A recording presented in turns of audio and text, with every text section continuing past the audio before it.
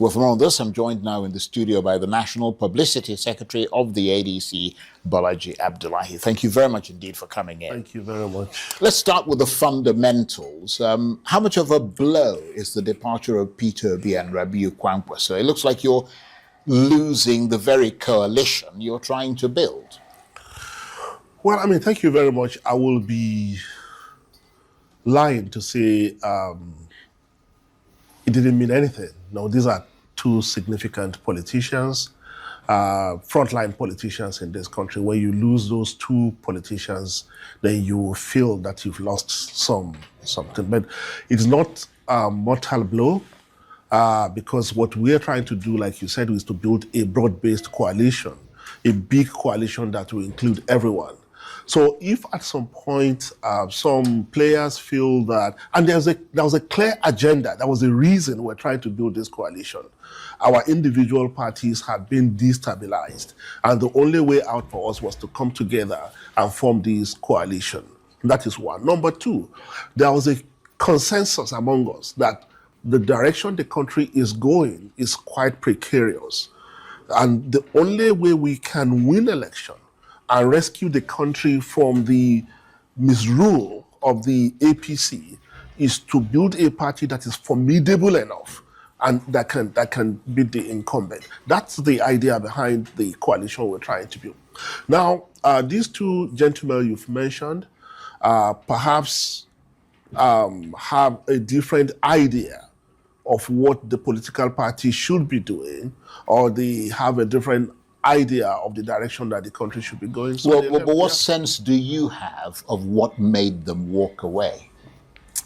Well, we've had all kinds. I mean, I will refer to the statements released by His Excellency Peter Obi announcing that he was leaving the party as the only credible evidence that I have of why they left. One, he said the party was beleaguered by legal challenges. Which is true. Which is true. Now, but it's in spite of these legal challenges that we have built one of the most formidable coalition parties in Nigeria. And people were beginning to look at the 2015 as a benchmark, and they were hoping that we'll be able to do a repeat. Now, we're very clear. And we said the ruling party, the APC, the government will not leave us alone, because what they were trying to build is a one-party state. They are trying to create a situation that when we arrive at 2027, President Bola Tinubu will be the only candidate on the ballot. Now, everything they've done in between that, and Victor Ume, the Senator Victor Ume, outlined some of them, throwing these legal challenges at the party to create. We've stood against it. We fought it at every point. And that is what, if we are committed, we are determined, and we believe in multi-party democracy, and that's what we are fighting for, we will stay in an environment that gives us the best chance to win election. We are not going to, because we know, and I remember one instance, His Excellency Peter Obi was the one who said it at a coalition meeting, that look, once we present two candidates against President Bola Ahmed Tinubu, we have given them a chance. So what has changed? So if the legal challenges are the reason that they have left, and since last 3 days or so, they've created the impression as if ADC is drowning in these mountains of legal challenges, the answer is no. At the moment, we have only 3 cases. And these 3 cases, without trying to be prejudicial, are all flimsy cases. And I'll outline the 3 cases. One, the one that the Supreme Court referred us back to the Federal High Court, which is the issue of leadership, the Nafiu Bala one. And it is very clear, the Supreme Court is a settled case, that the issue of leadership of a political party is not justiciable. That is one. 2, the one by Association of National Legislators or something, saying that ADC should be deregistered because we did not win any election in the last election. You mean the one that's been joined by the Attorney General? By the Attorney General, very right. Disgracefully so, very disgracefully. Now, the question is that true? Is that a matter of fact that ADC did not win anything in the last election? The answer is no, because the Abejide guy that just decamped to APC was an ADC member of the House of Representatives, which means we won an election. On the platform of ADC, we still have his certificate of returns. Now, you cannot sustain the argument. Then number 3 is the one that some state chairmen went to court recently challenging the Congresses, that Justice Joyce Abdul Malik has. So these are the only 3 cases that we have. So, but they give the impression that ADC is in this precarious situation and it is destabilizing. Now, that is number 1. Number 2, he said, there are situations within the party, you are not made to, you don't feel wanted, you are being treated like this. Come on. Charles, I can tell you, as the National Public Secretary of ADC, that none of the aspirants, none of the leaders has been favored by the party the way His Excellency Peter Obi has been favored. Well, that's not the impression that's being given. And I'll give you I'll give you evidence. I mean, the impression that's being given is Yeah, that it's it's been treated essentially like Atiku's. No, that's not true. Okay, I'll give you what is the heart of the operation? Which office is the heart of the operation of a party? The organizing secretary's office. Is the organizing secretary's office that organizes the internal elections, the primaries, the congresses, and all that. Is the national organizing secretary. Is Peter Obi's man. Yeah, but that doesn't mean that, I mean, the issue here is whether or not the party has been, I don't want to say set up, but if you like, rigged up in favor of a particular candidate. That's the impression that they have, and they're in a position to be able to make that determination. No, that's the impression they are giving. So what would be the point of joining the party in the first place? Hang on, that's the impression they are giving, but this is not based in fact. And nobody within the ADC who is not part of the gravy train will tell you this. I will explain to you. We started the coalition journey almost about 2 years ago. Don't forget, before His Excellency Peter Obi made up his mind to join the ADC in December of last year, it took almost 6 months. We were always meeting with him. He was always coming to the coalition meeting. Then he refused to join. He was giving excuses. At a point he said, the issue of zoning needed to be settled before he could join. And we said, look, if you want to join, come and join the party. If you believe in what we believe in, come and join the party. We are not going to, if you want to come on a precondition that we determine zoning before you come, this is a coalition. We are not going to be able to guarantee that. Then he came in December.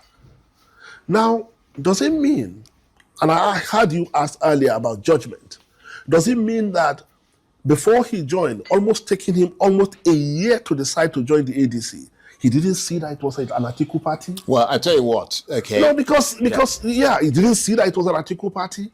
And so you are telling me, and we've defended it ad infinitum, ad nauseum, sorry. You are saying that the impression we're getting is that they say that they were given certain impressions. Who gave this? Well, I don't know. I'm not in the party. I'm not trying to be sexist. Yeah. But what is known is that when a woman wants to divorce her husband, she gives all kinds of excuses, including him suffocating her with too much love. That's what I think is going on. Look, a political. So you guys were suffocating him with too much love, and he couldn't take it. So he couldn't take it. I like that. The point today is that ADC is a coalition of political parties, of political leaders from different backgrounds. And anyone who wants to leave the coalition is free at any point to leave freely. But you don't have to be given this excuse, because sometimes you come across as if you are whining. Well, they have to give reasons. That's what I'm saying. But you don't to justify their leaving. Why do you think he left then? If you don't think that the reasons he gave are plausible, I may be wrong, but I'll tell you why I think he left. I think it's premeditated. It didn't just happen last Saturday. It's premeditated, and you can verify it. About 2 months ago or so, he had a meeting with Seriake Dixon in Kano with Kwankwaso. That week, Kwankwaso was making up his mind to come to the ADC. Then they had that meeting in Kano with Seriake Dixon. Then after that meeting, I went to see Governor Dixon. I said, Governor Dixon, Kwankwaso was planning to join the ADC until you met with him in Kano. Then he began to do this and this.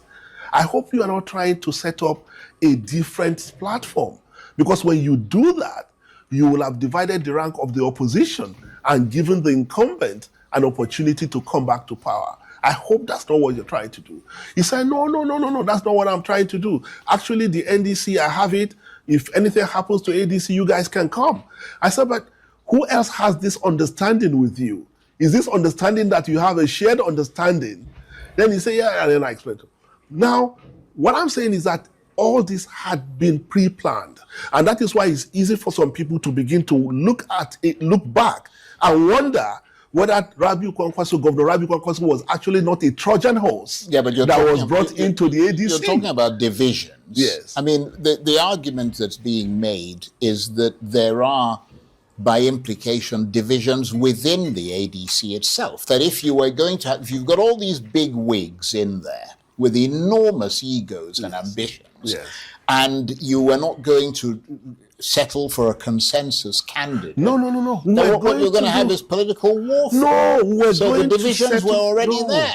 We're going to settle for consensus because, like you rightly said, there was no possibility of us doing direct primary. Right. The Electoral Act. So the impression was that that consensus was leading in a particular direction. Whether it was leading in a particular direction, right, or in the direction of Atiku, or it was slow in coming.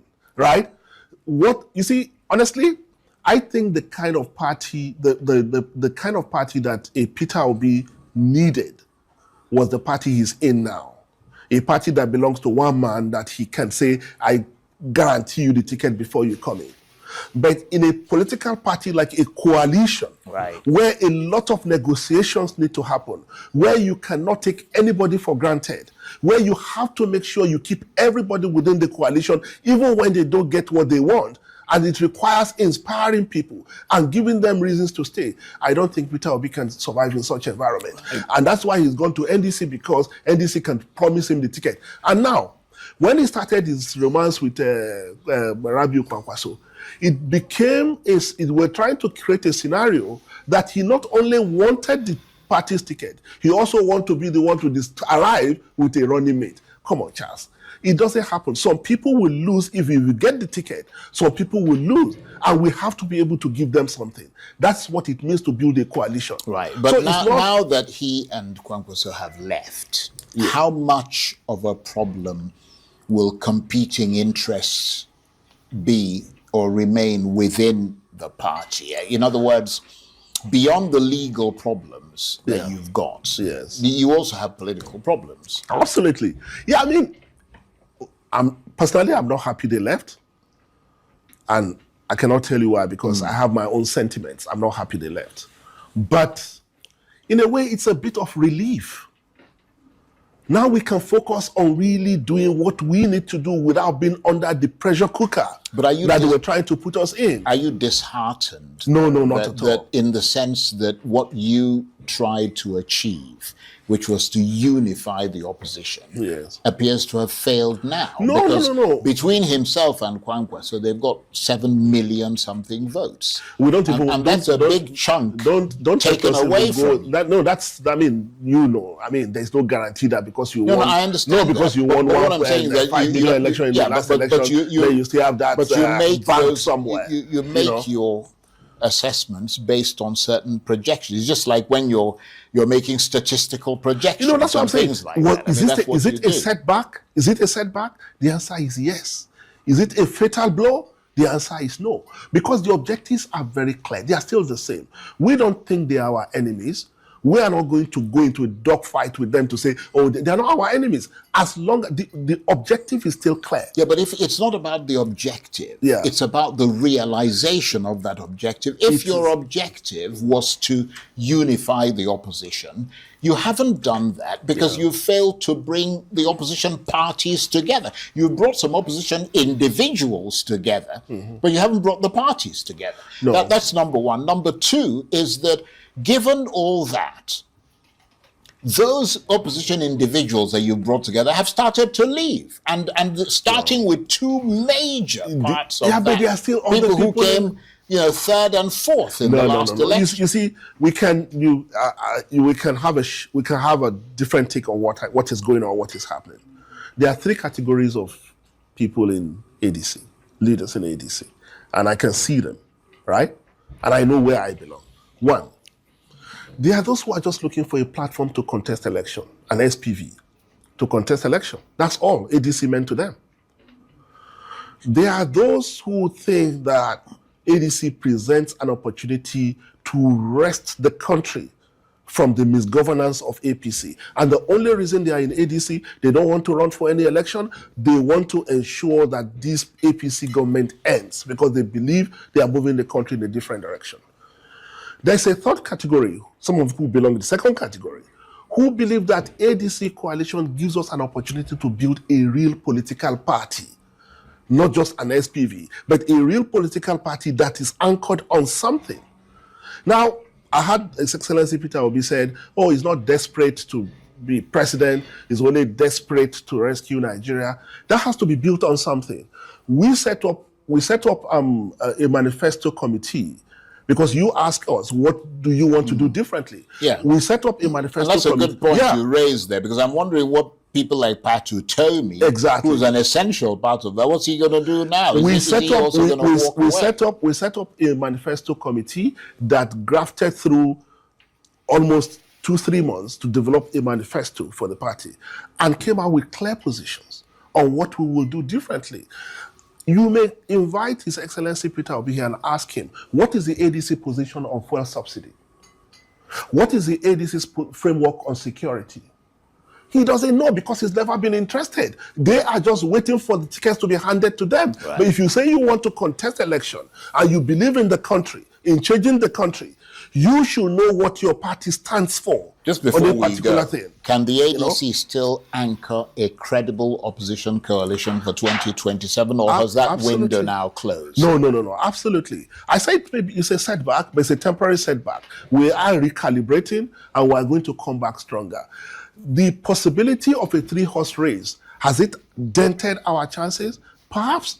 But is it mortally so? No. So is the way now clear for Atiku to essentially get the nomination? No. It is by far.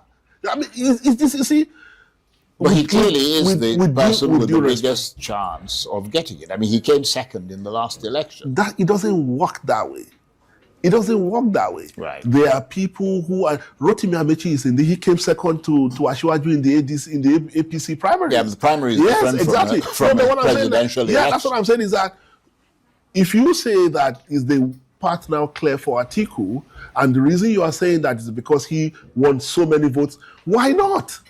But I'm saying that this party ADC is not going to be an SPV for anybody. Okay. Well, you've made that point. I've got to run. So what they wanted was an SPV, and we can't give it to them. Okay. Bolaji Abdullahi, the National Publicity Secretary of the ADC, thank you very much indeed. Good to see you again. Thank you.